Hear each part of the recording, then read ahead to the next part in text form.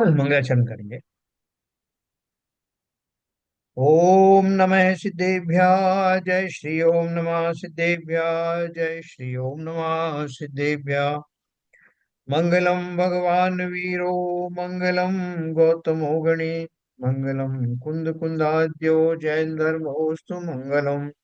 सर्वमंगल मांगल्यम सर्वकल्याणकारकम प्रधानम सर्वधर्माणां जैनम जयतु शासनम। जैनम जयतु शासनम जैनम जयतु शासनम। जीवम जीवम दब्बम जिणवर्वसहेण जीर्णनित्यष्टम। देविंद बंद बंदे ते तम सर्वदा सिरसा। द्रव्य संग्रह नाम का जो ग्रंथ नेमी चंद्र सिद्धांत देव द्वारा रचित, जिसमें छह द्रव्यों का और विशेष रूप से जीव और उद्गल द्रव्य का वर्णन किया गया है।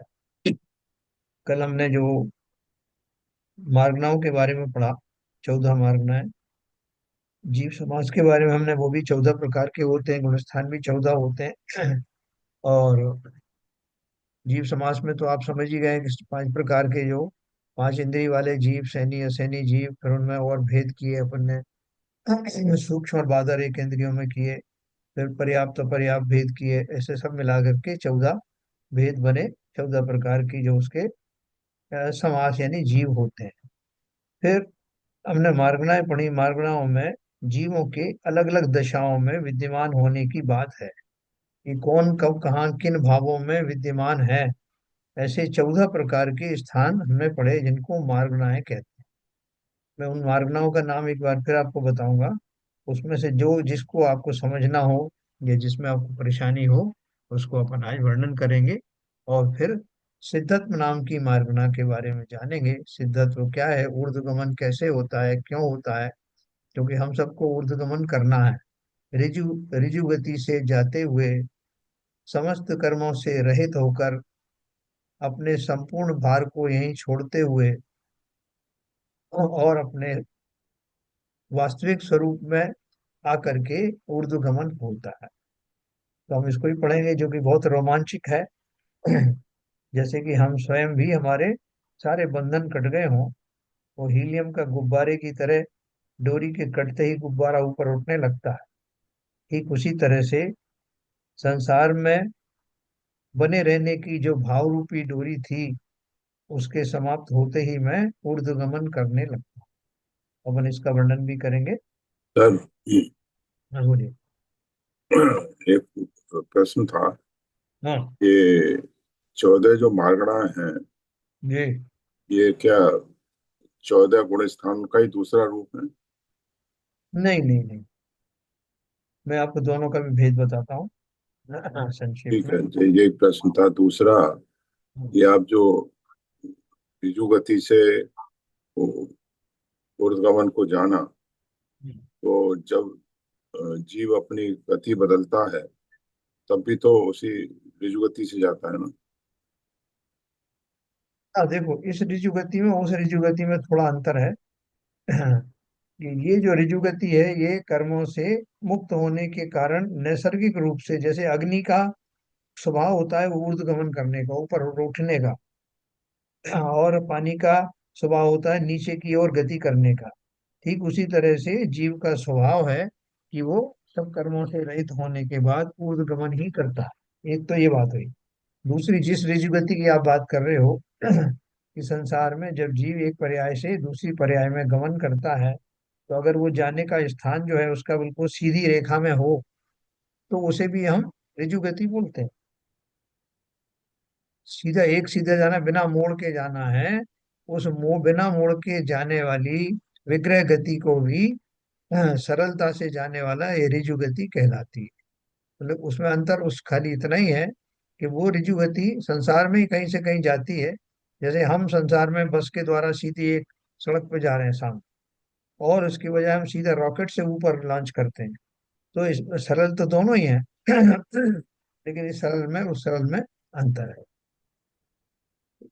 अब मैं आपको उसके बारे में गुण स्थानों की थोड़ी परिभाषा आपको बताऊंगा, और मार्ग नाम की परिभाषा बताऊंगा। मार्ग नाम के में जो 14 मार्गना आई हैं उसमें किसी को जरा भी कंफ्यूजन हो तो बताना, तो अपन उस पर्टिकुलर मार्गना को पढ़ेंगे। देखिए,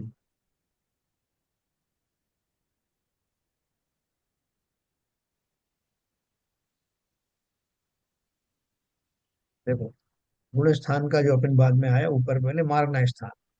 जिन जिन धर्म विशेषों से जीवों का अन्वेषण किया जाता है, यानी अन्वेषण माने खोज, कि जीव कहाँ मिलेंगे भाई। किसी ने कहा कि साहब वो सफेद बाघ जो है वो मध्य प्रदेश में मिलते हैं, पन्ना में मिलते हैं सफेद बाघ। तो सफेद बाघ का जो है वो लक्षण क्या है, उनको प्राप्त करने के क्या उपाय हैं, तो अन्वेषण माने उनकी खोज की जाती है।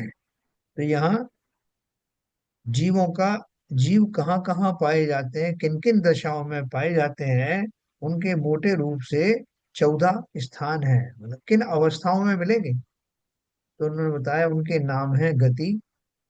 गति के माध्यम से देख सकते हो, कोई चारों गतियों में ढूंढ लो, ढूंढने जा रहे हैं ना, चारों गतियों में देख लो कि मेरा जो चाहने वाला जो जीव है जिसे मैं ढूंढ रहा हूँ, वो चार गतियों में से किस गति में मिलेगा। देव, आयु, देव, मनुष्य, नारकी और त्रियंच, इन चारों में कहाँ मिलेगा। फिर और कैसे पहचानूं, कि अगर मान लो आपने खोज भी लिया कि वो आ, त्रियंच में है या मनुष्य गति में है या देव गति में है, तो कितनी इंद्रिय वाला है। देव गति भी छोड़ दो, ये तो पंचम गति है, मनुष्य में और तिरंज में भेद होते ना, तो कितनी इंद्रिय वाला है। फिर चार काय हैं, 66 काय के जीव हैं, है ना, 5 स्थावर और 1 तरस। इन कायों में से कौन सी काय वाला है। फिर योग में से उसका भी कौन सा, 3 योगों में से कौन सा योग वर्तमान में चल रहा है। वेद में से स्त्री वेद है, पुरुष वेद है या नपुंसक वेद है। कषायों के अपेक्षा से कौन सी कषायों में रत है। कषाय कितनी होती। हाँ। 4 कषाय। फिर ज्ञान की अपेक्षा से उसका ज्ञान का कितना उभार चल रहा है, और वो मति श्रुत ज्ञान का धारी है, अवधि ज्ञान का धारी है, मन पर्याय का है, ये केवल ज्ञान का है। संयम में से, संयम के जो प्रकार हैं, छेदोपस्थापना आदि, उन संयम में से वो कहाँ विद्यमान है। दर्शन के अपेक्षा से उसके या दर्शन लेशा के वजह से उसका सामान्य प्रतिभास आदि कितना है। फिर लेशा की अपेक्षा से देखो, इसमें मेरे पास में ये पुस्तक है, कर्णान योग परिचय, आपने पढ़ा होगा इसमें। इसमें लास्ट में ये दिया है, योग, वेद, कषाय, ज्ञान और संयम मार्गणा। वेद मार्गना, ज्ञान मार्गना, है ना, और ये अपन ने दर्शन मार्गना में क्या था, चेतना के ज्ञान और दर्शन दो भेद होते हैं, उनमें से जो दर्शन है उसकी अपेक्षा यानी दर्शन गुण की पर्याय की अपेक्षा दर्शन मार्गणा का विभाजन होता है। दर्शन शब्द का अर्थ देखना होता है। बाह्य पदार्थों के जाति, क्रिया, गुण, प्रकार आदि विशेष न करते हुए स्वयं का और अन्य पदार्थों का केवल सामान्य रूप सत्ता मात्र ग्रहण करना, सामान्य सत्तावलोकन करना दर्शन कहलाता है। है ना, दर्शन के अपन ने भेद पढ़े थे ना, चक्षु दर्शन, अचक्षु दर्शन, अवधि दर्शन और केवल दर्शन, है ना। तो ये लेशा, ये दर्शन के माध्यम से ये अपन ने सब पढ़ा था। लेशा मार्ग नाम अपन ने क्या पढ़ा था, 6 प्रकार की लेशाएं होती है ना। जी हाँ। लेशा का क्या, लेशा का क्या अपन ने परिभाषा दी थी, मन वचन और काय रूप योगों की जो प्रवृत्ति होती है वह कषायों से अनुरंजित होती है, उसे लेशा कहते हैं ना। यानी मेरा मन वचन और काय रूप जो योग निरंतर चलते हैं, तो मन वचन और काय रूप कैसे होते हैं, कभी जब मैं मन की टेंडेंसी चल रही है, मेरे जो जितने भी भाव हैं वो मन की, भावों की प्रधानता से वो योग घटित हो रहे हैं, वो आत्मा के प्रदेशों का कंपायमान होना योग कहलाता है। तो वो निरंतर होते रहते हैं, कभी वो मन के निमित्त से होते हैं, कभी काया के निमित्त से होते हैं, कभी वचन के निमित्त से होते हैं। तो उन तीनों में जिस भी निमित्त, जो निमित्त सामने आता है, वो योगों को उस नाम से बुलाया जाता है।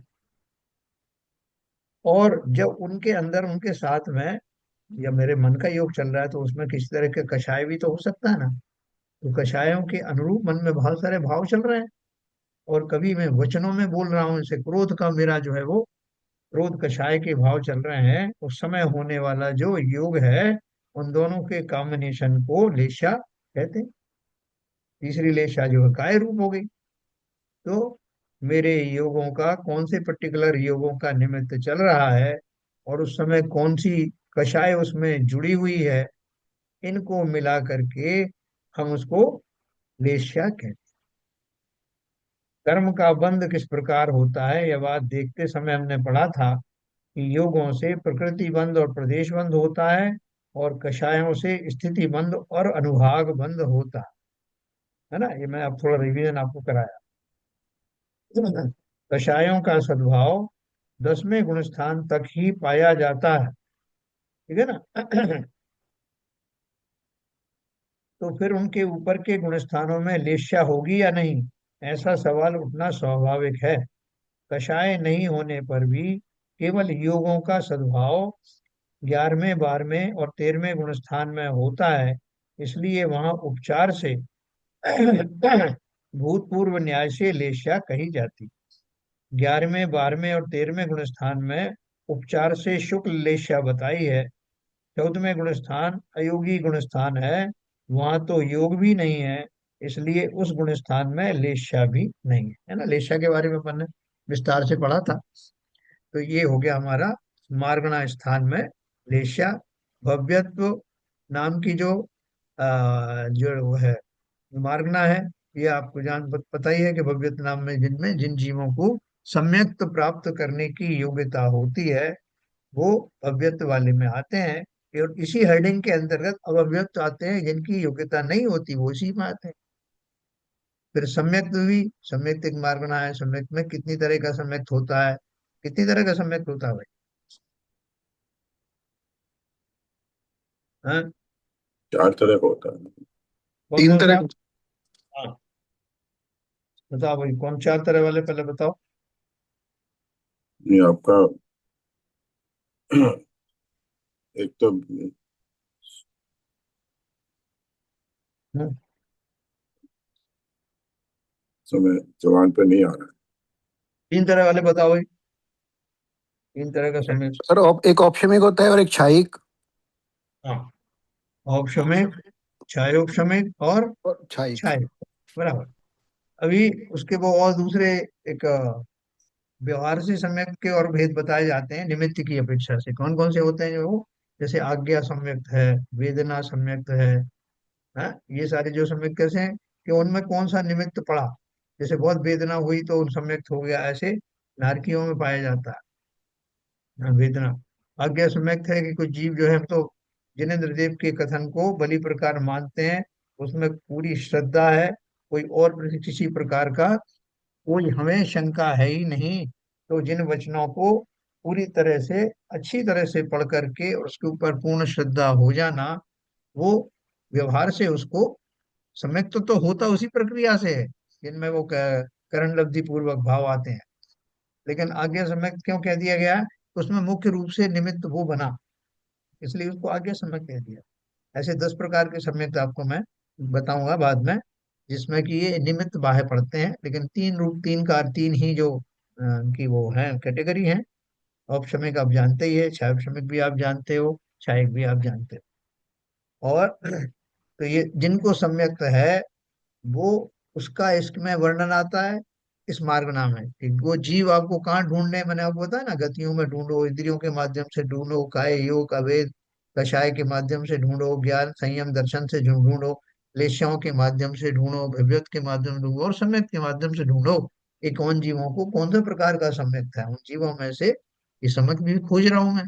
ये सारे लक्षण है ना, मुझे टूल दिया गया है, इनसे पता लगाओ कि आपका जीव किस दशा में है। फिर संगित्व आहारत्व है। संगीत व आहार तो क्या है? संगी मारणा के बारे में चर्चा करते समय प्रथम संगी किसे कहते हैं? कौन है संगी? मन द्वारा जानने वाला जीव, यानी मन ज्ञान सहित संगी पंचेंद्रिय जीव संगी है। मन द्वारा जानने की उभार रूप शक्ति जिनके नहीं पाई जाती, ऐसे मन ज्ञान रहित जीव असंगी है। एक इंद्रिय से लेके असंगी पंचेंद्रिय तक सभी जीव असंगी हैं।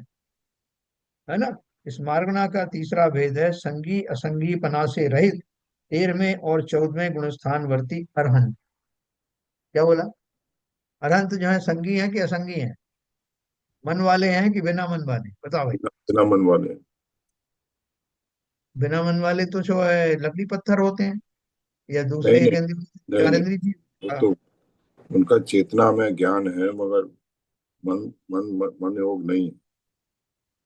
मन हाँ। वचन योग नहीं है ना सब। हाँ, नहीं देखो उसमें क्या नहीं है, क्या नहीं है, उनका द्रव्य मन नहीं है, जब भी मन नहीं है, भाव मन है। भाव मन।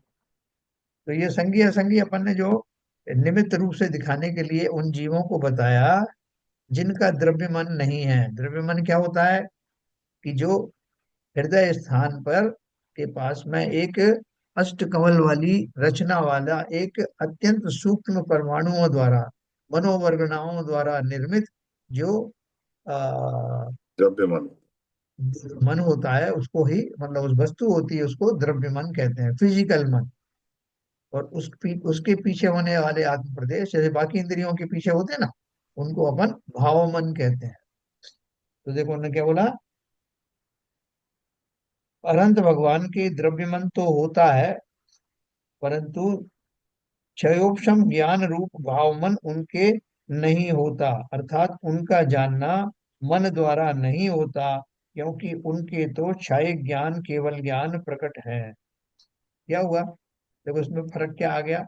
अभी जैसे वो साधारण मनुष्य थे, मनुष्य से मुनि बने, मनुष्य पर्याय में मुनि बने, तो मुनि बनने के बाद उनको केवल ज्ञान हो गया। तो केवल ज्ञान हो गया तो मनुष्य रूपी देह तो बनी रही ना। तो वो जो द्रव्य मन उनका बना है वो तो बना हुआ है, लेकिन वो रिडंडेंट हो गया, उसका कुछ उपयोग नहीं रहा, है ना। उसके पीछे के आत्म प्रदेश भी अब जरूरी नहीं है कि उतना अंश में वहां हो। जैसे हमारे यहाँ कोई किसी देश के जो है देश के साथ संबंध हुए, तो उसने हमारे यहाँ एक दूतावास, छोटा सा एक उसने दूतावास नहीं, दूतावास से नीचे एक होता है ना, वो खोल दिया है। फिर जब हमारे और संबंध बड़े हुए तो उसने अपना दूतावास खोल दिया, बड़ा खोल दिया। पहले उसमें 5 लोग हुआ करते थे, फिर उसने 10 कर दिए। तो ऐसे दूतावास खोल देते ना। तो अब वो मान लीजिए उस देश को ही टेक ओवर कर लिया तो पूरा देश ही उनका हो गया, फिर काहे का दूतावास।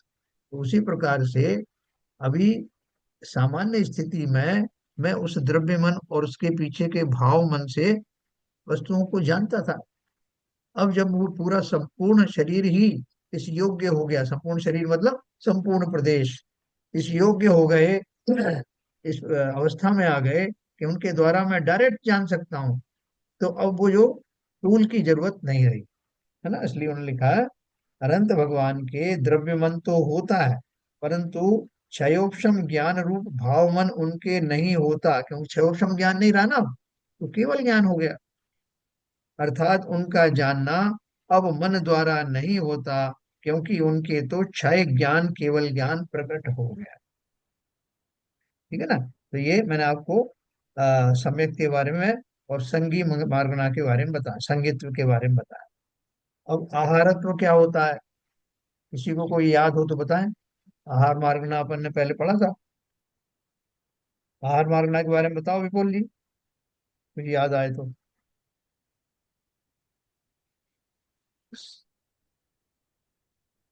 नहीं याद आ रहा?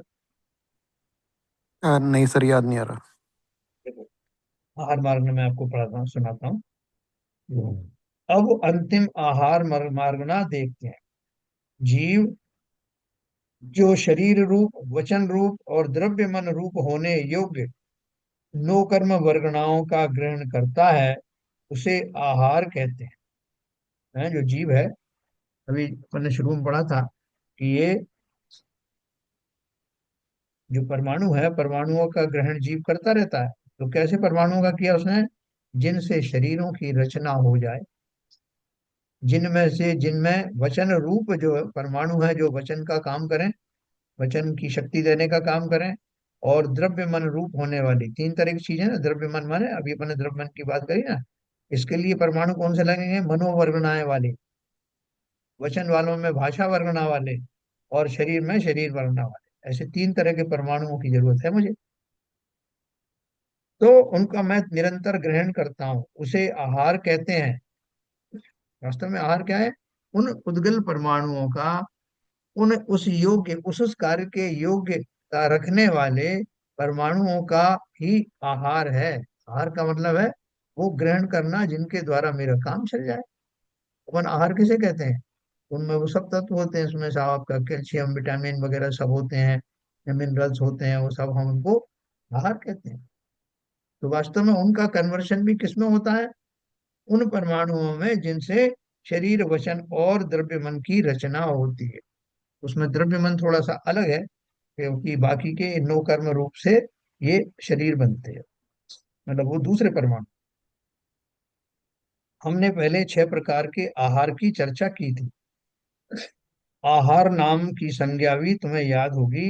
आहार नामक वर्णना से औदारिक, वैक्रियक और आहारक 3 शरीर बनते हैं, यह भी हमने पढ़ा था। यहाँ आहार वर्णना के प्रकरण में आहारक और अनाहारक इस तरह जीवों के 2 भेद हैं। उनमें से नोकर्म वर्गना के ग्रहण करने वाले आहारक जीव हैं, और जो नोकर्म वर्गना का ग्रहण नहीं करते वे अनाहारक जीव हैं। उपवास करना अनाहारक नहीं कहलाता। देखो अभी बताएंगे कि कौन से जीव जो है वो नोकर्म वर्गनाओं का ग्रहण करते हैं और इसलिए आहारक हैं, कौन से नोकर्म वर्गनाओं का ग्रहण नहीं करते इसलिए अनाहारक है। अनाहारक जीव कौन हो सकते हैं उसे देखते हैं। आहारक जीव तो सब हो गए वो जिन जिन को शरीर मिला हुआ है, जो औदरिक शरीर मिला हुआ है, वैक्रियक शरीर मिला हुआ है, वो सब तो ये आहारक शरीर मिला है, वो सब तो ये आहार वर्गना वाले आते हैं और नौकर वर्गनाओं का आहार करते हैं। लेकिन अनाहारक जीव कौन से? पहले हमने विग्रह गति संबंधी विस्तृत चर्चा पढ़ी थी। ऋजु गति से जाने वाले जीव उसी समय में आहार ग्रहण करते हैं, क्योंकि मोड़ नहीं है ना, जैसे ही वहां पहुंचे उनको भूख लगी, खा लिया। परंतु 1, 2 या 3 मोड़ वाले विग्रह गति के जीव अनुक्रम से 1, 2 या 3 समय तक अनाहारक रहते हैं। आहारक किसको बोलते हैं? जो नौकर वर्गनाओं का सेवन कर लेते हैं वहां जाकर के। लेकिन जो 3 समय तक अनाहारक रहते हैं पश्चात आहारक बन जाते हैं, है ना। ऋजु गति से जाने वाले जीव उसी समय में आहार ग्रहण करते हैं, परंतु 1, 2 या 3 मोड़ वाले विग्रह गति के जीव अनुक्रम से 1, 2 या 3 समय तक अनाहारक रहते हैं और पश्चात आहारक बन जाते हैं। यानी डेस्टिनेशन पे जब वो पहुंच जाते हैं अगली पर्याय में, तो पहुंचते ही वो नो कर्म का ग्रहण करते हैं। तो उतने समय तक जो ट्रांजिट पीरियड होता है उस समय वो अनाहारक रहते हैं। प्रतर और लोक पूर्ण प्रकार का केवली समुद्घात करने वाले जीव अनाहारक होते हैं। जो केवली समुद्घात अपन ने पढ़ा था ना, कि जिस समय केवली अपने 3 अघातिया कर्मों को आयु के बराबर करते हैं, उस समय उनका प्रदेशों का जो फैलना होता है 3 प्रकार से फैलते हैं। पहला कौन सा होता है? दंड कपाट, हाँ दंड कपात, प्रतर और लोक पूरण।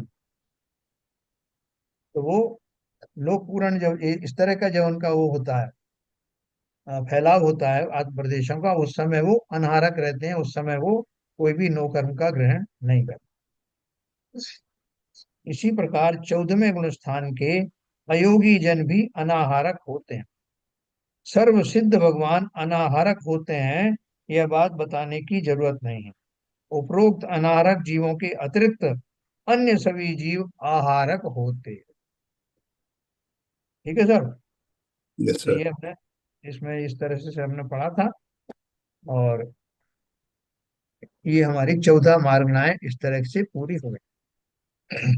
बच्चों को ये खेल खिलाते हैं, पहले खिलाते अभी पता नहीं, तो उनसे बोलते थे कि तुम अपने मन में कोई भी वस्तु का चिंतन कर लो, सोच लो किसी भी, वो जड़ वस्तु हो या चेतन वस्तु हो या कुछ हो।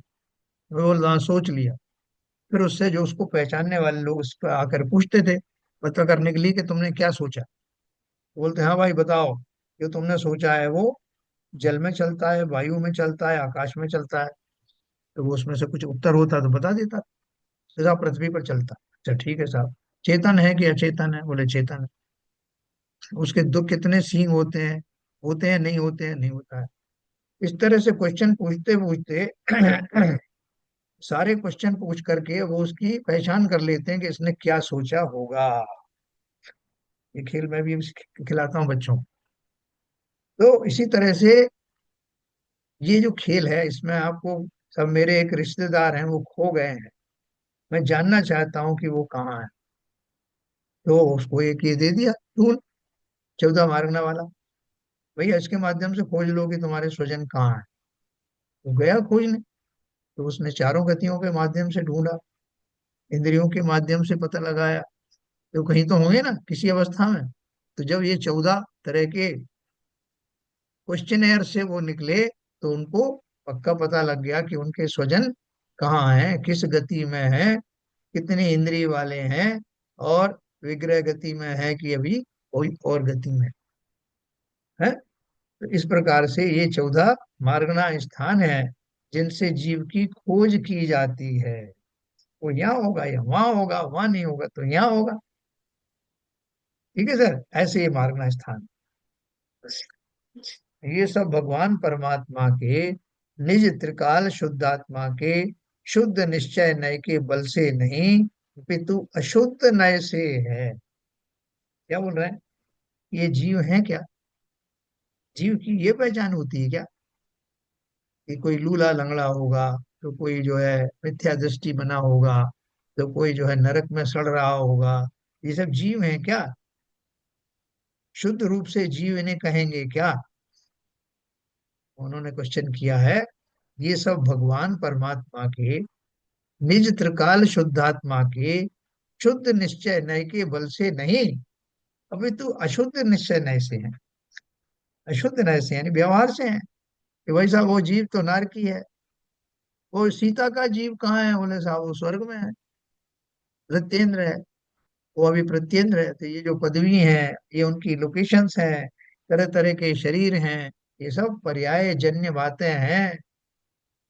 पर्यायार्थिक नय के कथन है।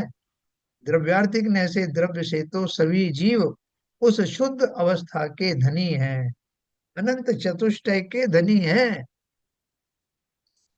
तो इसको लेकर के दुखी मत होना कि साहब वो मेरे पिताजी तो अभी एक केंद्रीय जाति में चले गए, कितना कष्ट उठा रहे होंगे। तो पहली बात तो कितने पिता बन चुके, कब से हम पुत्र, कितने मुंह के पुत्र बने, है ना, इसका कोई कहा नहीं है।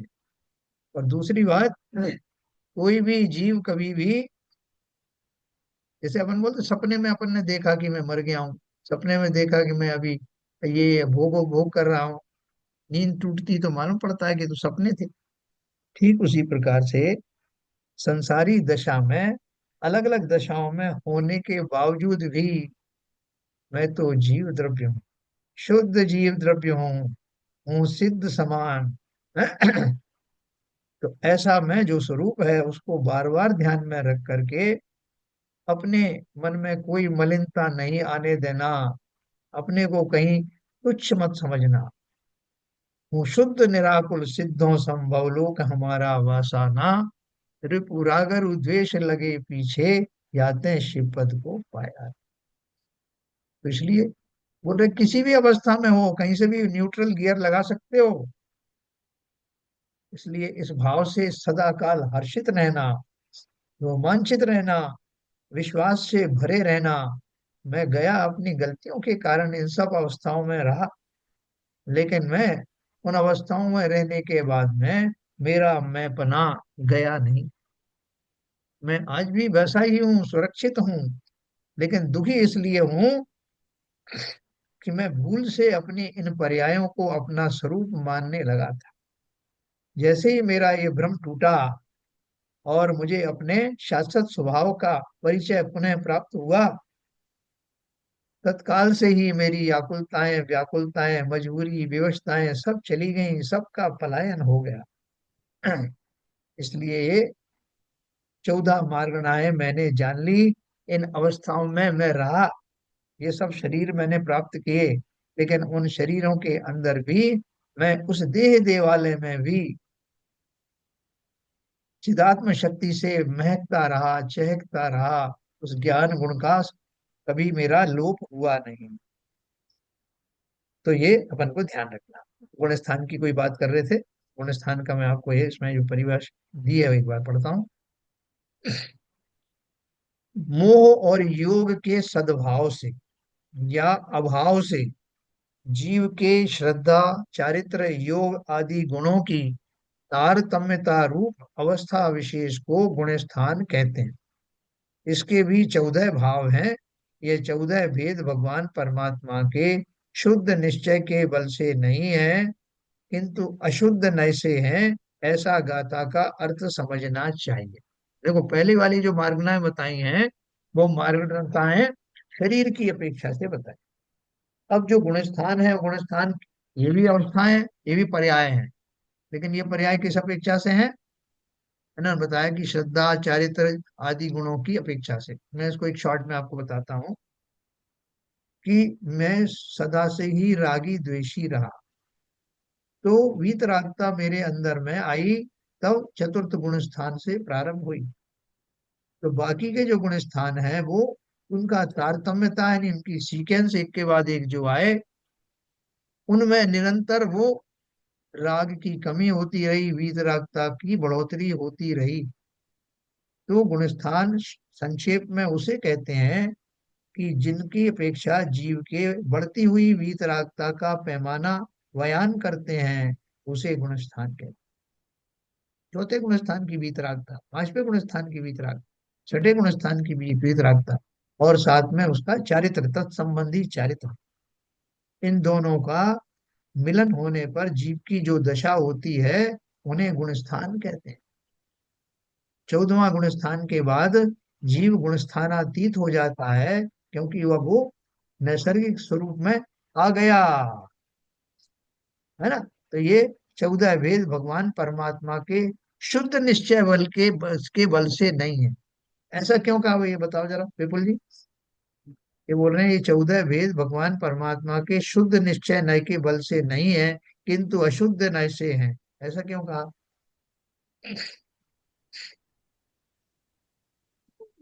मैं सर सिर्फ गैस ही कर सकता हूँ, मतलब ऐसा इसलिए कहा होगा कि मतलब ये जो पूरी जो प्रोसेस है मोक्ष मार्ग तक जाने का, उसको 14 भागों में डिवाइड कर दिया। ये तो एक व्यवहारिक दृष्टि से किया, मतलब उसका अ, कोई ठोस पहलू नहीं है। 14 की जगह 28 में भी कर सकते थे, 7 में भी कर सकते थे। तो वो तो एक व्यवहारिक दृष्टि से उसको जितनी शुद्धता बढ़ती चली जाएगी, उसको 14 भागों में डिवाइड कर दिया, इसलिए उसको व्यवहारिक दृष्टि से कहा है। बिल्कुल सही ऐसा बात। मैं सर ऐसा है। हाँ, शुद्ध निश्चय नय से जीव गुणातीत है, और जब तक गुण है जब तक वो अशुद्ध निश्चय नय है। ये भी ठीक है, ये भी ठीक है।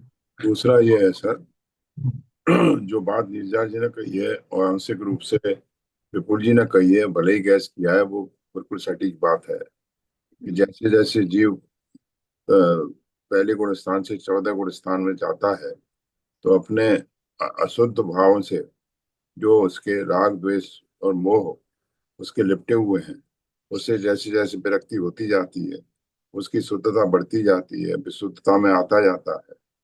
तो उस इंटरमीडिएट स्टेज को अशुद्ध निश्चय ने कहा है। जो हम्म। निश्चय में तो क्या कहते हैं, जीव गुणातीत होता है। और और दूसरा है शुद्ध निश्चय है। हम्म। अशुद्ध निश्चय में क्या कहते हैं, वो इसको बताया है, तो धीरे धीरे क्या कहते हैं, डिफरेंट स्टेज में उसकी विशुद्धता बढ़ती जाती है, इसलिए उसको अशुद्ध निश्चय ने कहा है। देखो, बहुत बढ़िया, आप लोग वो सही दिशा में जा रहे हैं। देखो, यहाँ पे भी निश्चय नय, अशुद्ध निश्चय नय बोला या अशुद्ध नय बोला, और यहाँ भी अशुद्ध नय बोला। यहाँ ऊपर में जो जो ये मार्गनाएं जो बोली, मार्गनाओं को भी अशुद्ध नय से बोला, और यहाँ भी इसको अशुद्ध नय, दोनों में फर्क क्या है? ऊपर की जो मार्गना स्थान है वो जीवों के शरीर आदि के माध्यम से बताया गया है। ये कि वाले किस तो पर्याय ये तो थोड़े स्थान भावों की व्यवस्था है। हाँ, ऊपर वाले तो जो दशाएं हैं वो कौन सी हैं? कि साहब उद्गल कौन सी गति में, उद्गल से विशेष रूप से की अपेक्षा से कहीं कितनी इंद्री वाला है, कितनी गति, कौन सी गति में है, उसका जो है स्त्री भेद है, पुरुष भेद है, सब नपुंसक भेद वाला है, स्त्री पर्याय में है, न कषाय, ज्ञान दर्शन, ये सब जो है ना, ऊपर ऊपर के जो बाह्य उनके कारण है, बाह्य कारणों से होने वाली जो कैटेगराइजेशन है, वो तो मार्गणा स्थान है। और आंतरिक भावों की विविधता के कारण होने वाली पर्यायों को हमने गुण स्थानों में ले आए। अब बिल्कुल क्लियर हो गया, गुण स्थान और मार्ग। है ना? बिल्कुल सिंपल बात है। ये देखो लिखा भी गुण स्थान, मोह और योग के सद्भाव से या अभाव से जीव के श्रद्धा, चारित्र और योग आदि गुणों की तारतम्यता, कि मैं जब पहले गुण स्थान में था तो मेरी श्रद्धा कैसी थी, मिथ्या श्रद्धा थी। चारित्र कैसा था, मिथ्या चारित्र था। योग कौन से थे, योग जो है उन्हीं के निमित्त से चलने वाले योग, वो चल रहे थे योग में, है ना, मतलब कैसे वाइब्रेशंस हो रहे थे, किस अपेक्षा से हो रहे थे, वो उन्हीं की अपेक्षा से, उन्हीं निमित्त से हो रहे थे। तो और उनमें कम ज्यादा होने से वो गुण स्थान रूप की कैटेगरी उनमें पड़ी। और यहाँ मतलब ये आंतरिक भावों की जो दशाएं हैं, उन दशाओं को 14 मार्ग भागों में, जैसे विपुल जी ने कहा, बांट दिया है। और नीरजा जी ने कहा कि वो अशुद्ध निश्चय से, आपने भी कहा वो क्यों है अशुद्ध निश्चय से, क्योंकि मेरा वो त्रैकालिक स्वरूप इन गुण स्थानों तक पूरा निकल उभर के आता नहीं। मेरा वो शक्ति रूपी जो मेरी वास्तविक दशा है, मेरा वास्तविक मैं पना है, वो इन 14 अवस्था तक भी पूर्ण प्रकट होता नहीं। तो जैसे उन्होंने कहा कि ये तो मेरा आपको स्वरूप देखना है, तो वो देखो कहाँ, इन गुण स्थानों से ऊपर। मैं तो गुण स्थानातीत हूँ। जब मेरी समस्त वो दशाएं समाप्त हो जाती हैं, मेरा कोई पार्शियलिटी, पार्शियल वाला नहीं कि साहब मैं 7वें गुण स्थान वाला पार्शियल शुद्ध हूँ, 8वें गुण स्थान वाला पार्शियल शुद्ध हूँ, आएगा पार्शियल। मेरी संपूर्ण शुद्ध दशा को आपको प्रताप देखना है, वैभव देखना है, तो 14 गुण स्थान के बाद में जो दशा है वही मैं हूँ। गुण स्थानातीत दशा ही मैं हूँ। गुण स्थान तो वो कैटेगरी है जिनमें से मैंने 10 तरह के कपड़े पहने थे। दिगंबर मैंने जैनेश्वरी दीक्षा धारण की, तो मैंने पहले अपना ऊपर का कोट उतार के फेंक दिया, या आभूषण फेंक। दूसरे नंबर पे मैंने अपने अंदर की शर्ट निकाल के फेंक दी, अधो वस्त्र फेंक दिए, अंतरंग वस्त्र पहन दी, फेंक दिए। वो सब एक एक करके फेंकता गया, मैं पार्शली नग्न होता गया। और मैंने जब अंतिम वस्त्र फेंका तो मैं संपूर्ण नग्न होकर के अपनी स्वाभाविक अवस्था में आ गया। तो उसी तरह से ये सब विभाव भाव रूपी जो मेरे बाह्य वस्त्र थे, ये निकल गए, तब मैं पूर्ण रूप से अपने शुद्ध स्वभाव में आ गया। तो इस अपेक्षा से हमने मार्गणाएं पढ़ी, इस अपेक्षा से हमने गुण स्थान पढ़े। अब मैं आपको एक चीज और बताऊंगा जो हम पढ़ चुके हैं, कि ऐसे भी जीव के भाव होते हैं, है ना, ये गुण स्थानों में तो विशेष भाव होते ही हैं। अब जीवों के, लेकिन आपने ये देखा होगा कि गुण स्थानों में कर्मों का जिक्र भी आता है। जब हम जो गोमट पढ़ते हैं तो उसमें जीव कांड और भाव कांड, कर्म कांड सब आता है ना, यानी उनमें कहीं ना कहीं कर्मों से जुड़ाव है। साहब इतने फलाने गुण स्थान में इन इन कर्मों का बंध विच्छित्ति हो जाती है, इनमें ये बंधापसरण हो जाता है, ये सब अपन पढ़ते हैं ना, कर्मों से रिलेटेड है। लेकिन एक कुछ भाव ऐसे हैं जीव के, जो किसी कर्मों से रिस्ट्रिक्टेड नहीं है, कर्मों के मोहताज नहीं, वो हमेशा ही बने रहते हैं, कर्मों से कोई लेना देना नहीं। उन भावों में, यानी आपको कल बताया था, 3 भाव होते हैं जिन्हें हम पारिणामिक भाव कहते हैं। पारिणामिक मतलब वो जिनकी वजह से मेरे परिणाम जीव रूपी बने रहते हैं। तो वो कौन से 3 हैं? जीवत्व, भव्यत्व और अभव्यत्व नाम के ये 3 जो भाव होते हैं, वो जीव के हर दशा में रहते हैं। और उनके कारण ही जीवत्व, जैसे हम जानते हैं, जीवत्व के कारण जीव जीव में रहता है, जीवत्व पना उसके बना रहता है, वही उसका नैसर्गिक गुण है। अब मेरे अंदर में कैसे भी बाहर से कोई भी भाव आप भर दो, किसी भी गति में पहुंचा दो, कैसी भी पर्याय में पहुंचा दो, मेरा जीवत्व पना जाएगा क्या? जीवत्व पना किसी कर्म का मोहताज नहीं कि मैं नरक में चला गया तो मेरा जीवत्व खत्म हो गया, मैं देव गति में चला गया तो अब जीवत्व चला गया।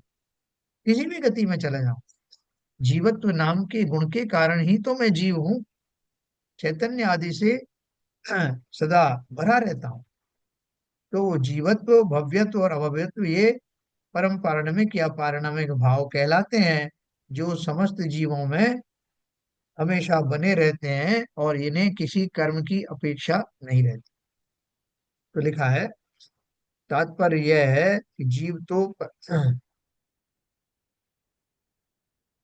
तो परमार्थ से चैतन्य शक्ति मात्र है, वह अविनाशी होने से सदा पारिणमिक भाव कहलाता। यह भाव ध्यान करने योग्य है, किंतु वह ध्यान रूप नहीं है, क्योंकि ध्यान पर्याय विनश्वर है और शुद्ध पारिणामिक भाव द्रव्य रूप है, इसलिए वह अविनाशी है, इसलिए वही आश्रय करने योग्य है, ऐसा समझना चाहिए। देखो मैं आपको एक बात और बताऊं। सर ये भाव द्रव्य रूप क्यों है, पारणमिक भाव? है द्रव्य रूप। इसमें लिखा है और शुद्ध पारमाणविक भाव द्रव्य रूप है। हाँ, पारिणामिक भाव द्रव्य रूप है, मतलब वो क्या बोल रहे हैं, यह भाव ध्येय है, किंतु वह ध्यान रूप नहीं है, क्योंकि ध्यान पर्याय विनश्वर है, और शुद्ध पारणमिक भाव द्रव्य रूप है। द्रव्य रूप क्यों कहा? हाँ सुनो, पहले तो आप इसको अलग अलग करो। पारणमिक भाव द्रव्य रूप है नहीं, बल्कि पारणमिक भाव के बीच में आप कॉमा लगा लो। शुद्ध पारणमिक भाव द्रव्य रूप है ना, ये लगा लिया आपने। अब इसका अर्थ क्या हुआ कि जो जो वास्तविक में जीव द्रव्य है वो कौन है? तो उन्होंने बोला कि ये जो पारणमिक भाव है, वास्तव में वही जीव है। द्रव्य किसे कहते हैं? जैसे जीव द्रव्य है, अजीव द्रव्य है, ये सब द्रव्य है ना। छह द्रव्यों से संसार बना ना। तो जीव द्रव्य, आपसे कहे कि छह द्रव्यों में से जीव द्रव्य की परिभाषा बताओ, जीव किसे कहते हैं? तो वो द्रव्य की बता रहे हैं कि जीव द्रव्य जो है में से असली द्रव्य क्या है, उनमें पारणमिक। से असली वस्तु क्या है? तो बोले पारिणामिक भाव ही जीव द्रव्य है। तो ये चेतना का ही दूसरा रूप है, हाँ, ज्ञान का। चेतना कहीं, बिल्कुल बिल्कुल बिल्कुल। जब उसके अपन विस्तार में जाएंगे कि भाई जीवत्व किसे कहते हैं, तो बोलेंगे चैतन्य और ज्ञान, इससे वो सदा विभूषित रहता है। और ज्ञान और ज्ञान के बारे में तो फिर भी अपन कहते हैं कि ज्ञान की पर्याय बदलती रहती हैं, कभी वो स्व को जानता है, कभी पर को जानता है, उसको अपन उसमें भेद कर सकते हैं। लेकिन जीवत्व पना यानी जीवंत पना, वो तो सदा बना, उसमें क्या भेद करोगे? अपन बोले क्या कभी मुर्दा रहता है कभी जिंदा रहता है, ऐसा नहीं बोल सकते। तो ये जो सदा काल भूतकाल में भी जीता था, वर्तमान में जीता है और भविष्य में भी जीता रहेगा, ऐसा जीव, ऐसा जीवत्वपना, ये लक्षण है जिसका, वही जीव कहलाता, वही द्रव्य रूप से जीव कहलाता है। द्रव्य क्या है? जीव द्रव्य है ना एक। द्रव्य किसे कहते हैं? द्रव्य की क्या परिभाषा? गुणों के समूह को द्रव्य कहते हैं। तो गुण किसके? जिन गुणों से जीव जीव कहलाता है, वो गुणों से वो सदाकाल भरा रहता है। ठीक है ना। तो द्रव्य क्या है? छह द्रव्यों में से एक द्रव्य जो जीव है, उस जीव का जो भाव है वो क्या रहता है, उसकी जो स्वभाव है वो पारिणामिक भाव है। ठीक है ना। भाव का अर्थ क्या होता है? अपन लकड़ी के भी भाव बोलते हैं। जब हम पंच पांच समवाय की बात करते हैं, तो पांच समवाय में एक भाव नाम का भी एक समवाय है, जिसे ब्रैकेट में स्वभाव भी लिख देते हैं। तो लकड़ी का भाव क्या है भाई? लोहे का भाव क्या है?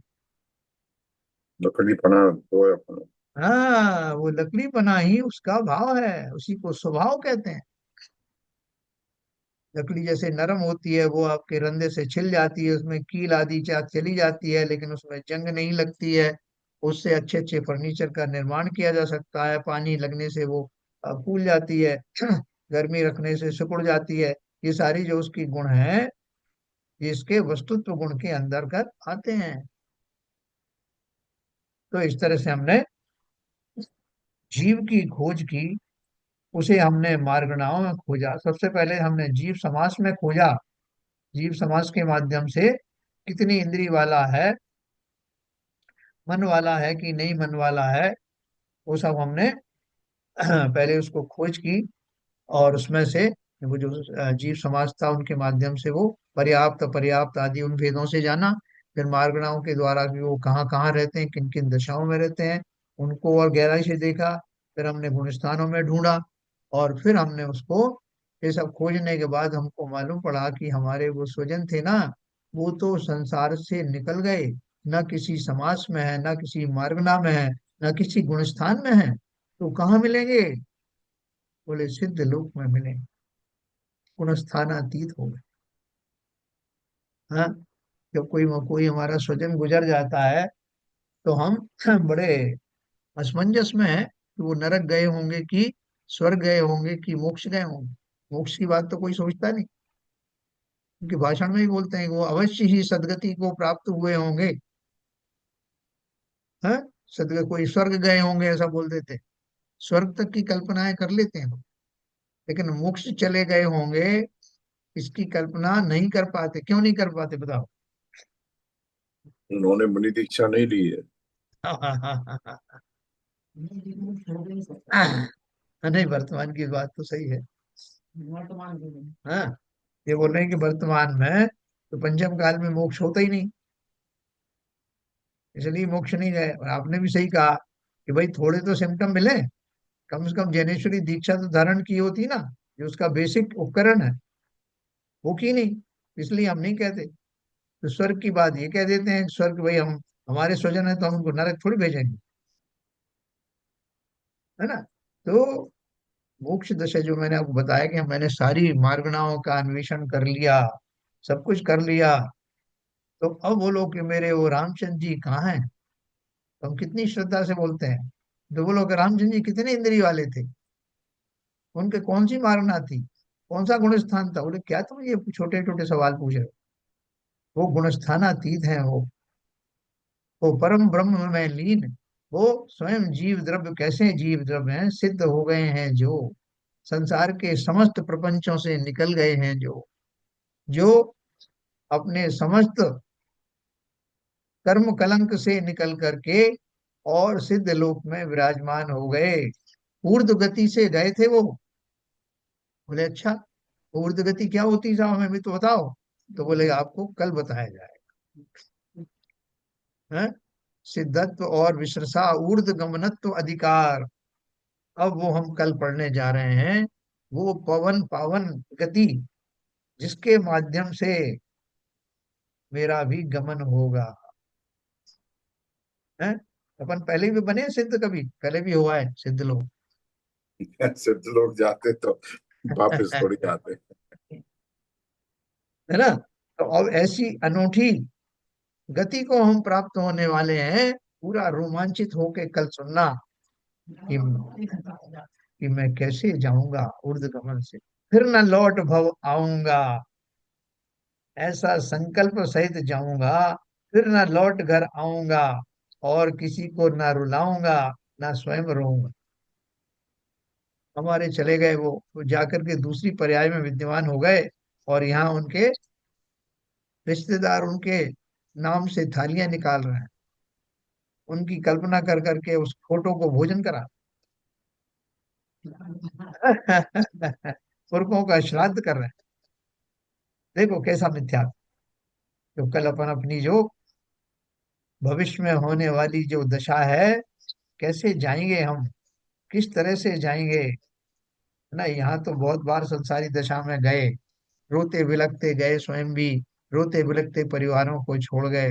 हम अब उस दशा को जाएंगे जहां हमारे रिश्तेदार भी हमारे गमन का शोक नहीं, कल्याणक मनाएंगे। तो चलिए अपन उस दिशा के लिए तैयार हों, कल अपन उसकी चर्चा करें।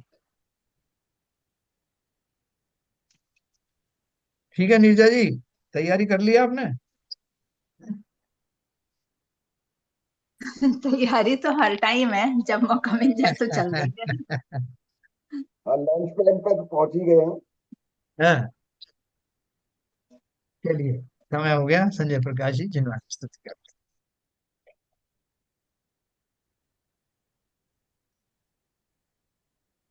मिथ्यात्व में नाश देखो, ज्ञान के प्रकाश देखो, आभा पर भास देखो, भानु से बखानी है। चहु द्रव्य जान देखो, बंद विधि भान देखो, स्वपर पिछान देखो, परम कमानी है। अनुभव काय देखो, जी के जताए देखो, कहु न सताए देखो, भव्य उरे आनी है। जहाँ तहाँ तार देखो, पार के उतार देखो, सुख विस्तार देखो, यही जिनवानी है। हे जिनवानी भारती, तो जपू दिन रैन, जो तेरी शरणा गए सो पावे सुख चैन। जवाणी के ज्ञान से सोचे लोकालोक, तो वाणी मस्तक नमो सदा देते डो, सदा देते डो। जिनवाणी माता की जय। कार्य सर।